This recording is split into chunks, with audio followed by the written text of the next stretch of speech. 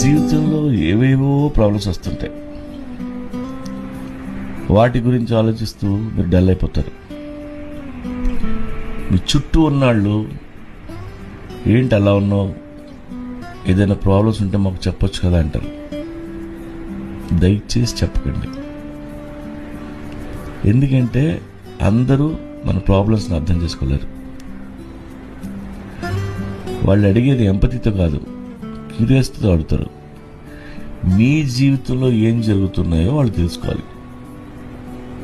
అదో తుత్తి అడగకి భుజం మీద చేసి చాలా స్నేహభావంతో అడుగుతారు. అది నిజమే అనుకొని మీ పర్సనల్ విషయాలు వాళ్ళకి చెప్పొద్దు.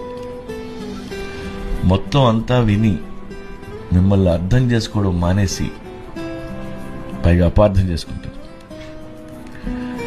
మీరు ఏడుస్తూ బాధలు చెప్పుకుంటూ ఉంటే